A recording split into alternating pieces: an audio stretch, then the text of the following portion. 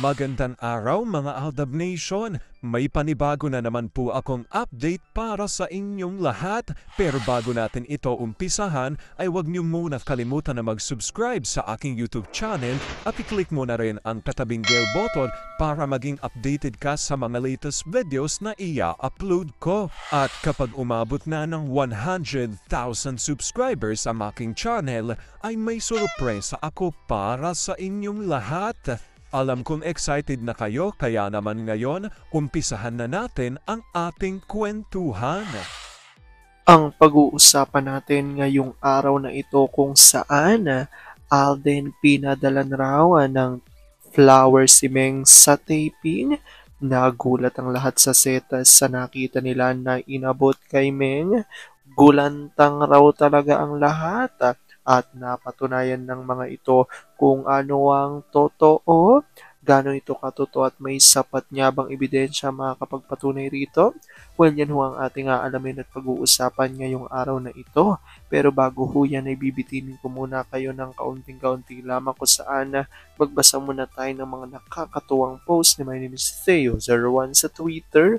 Kaya naman wag na natin patagalin pa. At sabi niya sa kanyang tweet, pag magpa-blood test ang mga bata, nako, talaga naman parang kinakatay na mga chicken. Sukdulan ng pagpupumiglas kaya yung ama, todo yakap ng mahigpit. Yung ina, mangingiyak-ngiyak na din dahil sa iyakan ng mga bata.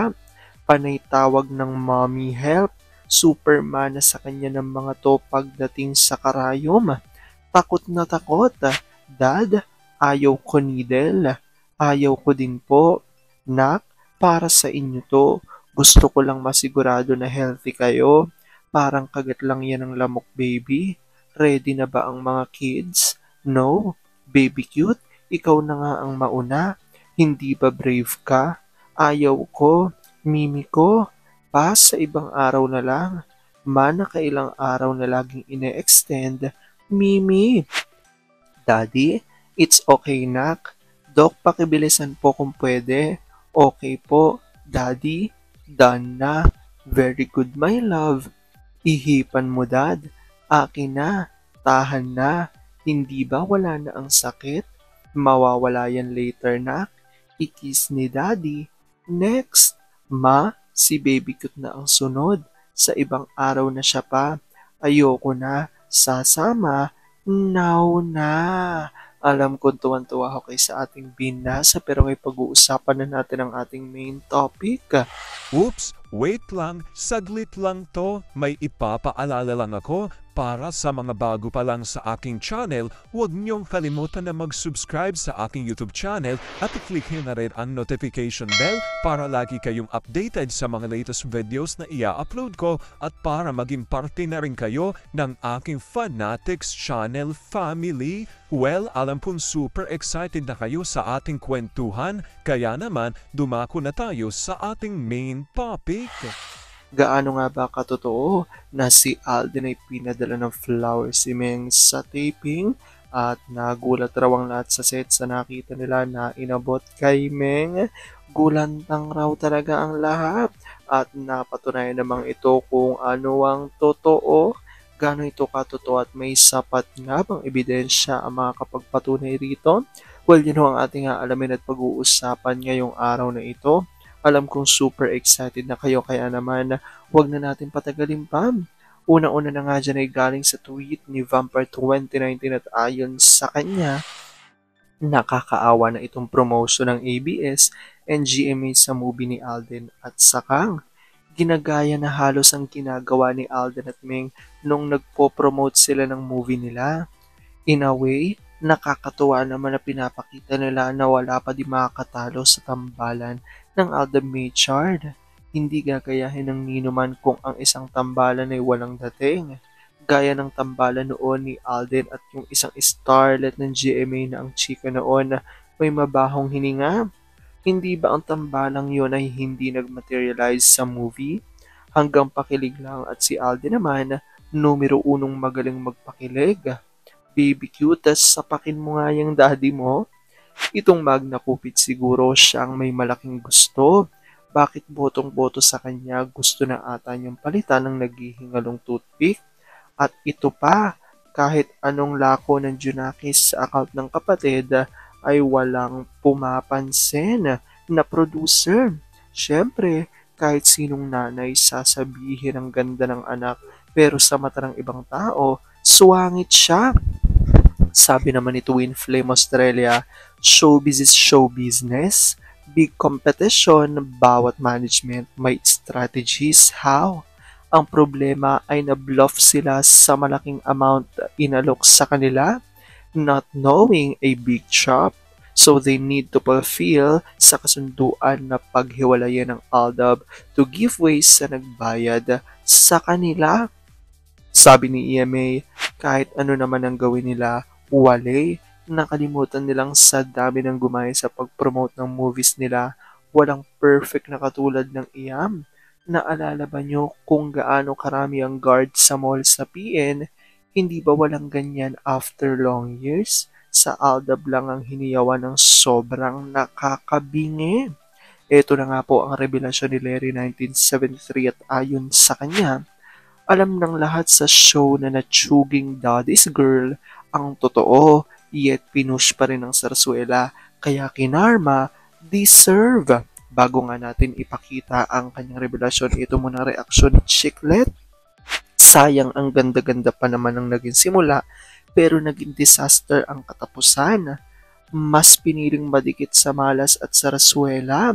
Aldab pa rin. Sabi ni Larry, ginusto nila yun Eddie Go. Natsugi na nga tapos yung pinalit, natsugi na rin. Lahat ng kasing masama, ang hangarin. At ito nga po ang kalakip sa post ni Larry 1973 at ayon nga dito sa revelasyon niya na nagngangalang May Child Bibi sa Instagram. Ayon dito, nasa taping ng Daddy's Girl si M. Nag-break muna sila para kumain. Nang may dumating na delivery for M, hinanap si M ng delivery person to sign and receive the delivery of the flowers. After a while, tumawag si A to ask if M received the flowers, and she confirmed to him that she got it and that she loved it. Tinanong din ni A kung kumain na si M, and she also confirmed to him that she did. Yung pamatay talaga dun yung pangalan sa receipt. Nakakakilig basahin. Name, Mrs. Nicomane Fulkerson, and the sender is Mr. Richard Fulkerson. Ayan nga po, ito nga ang sinasabi rito na pinadala ni Alden ng flowers si Meng. Ito nga ho ay matagal na, ngunit ngayon lang talaga totally lumabas at pinagkakaguluhan nga ng mga netizens. Dahil alam naman natin nung panahon na nasa GMA Network pang Itbulaga ay merong palabas na sitcom, 'di ba, si Mengay dito sa GMA Network, which is ang Daddy's Girl. And nagkaroon nga raw ng episode na pinagsama, 'di ba, dito nga si Alden at si Meng, which is talagang sobrang nag-trending to at talagang marami ang kinilig, especially ang mga Aldab Nation dahil sa tagal ng panahon ay pinagsama nga dito sina Alden at Meng. At dahil dito ngayon nga lang lumabas itong totally talagang pinagkaguluhan ng mga netizens itong balita na ito. At ayon nga dito sa binasa natin, pinadalan nga raw ni Alden itong si Meng ng flowers. So bakit nga raw ba ito na kumpirma ng mga nasa seta na galing ito kay Alden dahil may tumawag nga raw dito kay Meng para kamustahin ito at tanungin kung na-receive niya ang flowers. And ang nakakatuwa pa ay talagang sa hindi sinasadya ay maraming araw ang nakabasa dito sa resibo ng ipinadala na bulaklak kay Mengay. At ayon nga dito, mababasa nga raw dito ang pangalan ni Mengay. Di umano ay nakalakip na ang apelido ni Alden sa totoong buhay na Fulkerson. At ang sender nga raw nito ay malinaw na tunay na pangalan di umano ni Alden na Richard Fulkerson. Kaya naman gulantang daw talaga ang lahat dito sa set at talagang napatunayan nila kung ano ang totoo. Kaya dito nga raw sa Daddy's Girl na sitcom ni Meng, lahat ng tao dito halos ay alam ang di umano'y tunay na relasyon ni na Alden at Meng. Ngunit alam naman natin na bandang huli nga ay binahidan na raw ito ng Sarsuela nang isama si Atay dito nga sa sitcom ni Meng. Kaya naman unti-unti rin itong nawala sa TV at ngayon nga ay talagang tuluyan ng wala itong sitcom na ito sa telebisyon. Well, i-comment down below nyo dyan guys kung ano pong opinion nyo patungkol dito. Alam ko dahil dito marami sa inyo mas lalo ngayong kumakapit at naninindigan na Alden Nature is real. Pero sabi nga natin na kahit na ano pa man na magdesisyon ni na Alden at Meng sa kanilang buhay, karera at buhay pag-ibig, ay kailangan natin sila supportan. Kailangan natin itong tanggapin ng buong buo dahil yun ang kanilang deserve. At yan ang aking update for today's video. Maraming salamat mga Alden Nation. Ingat!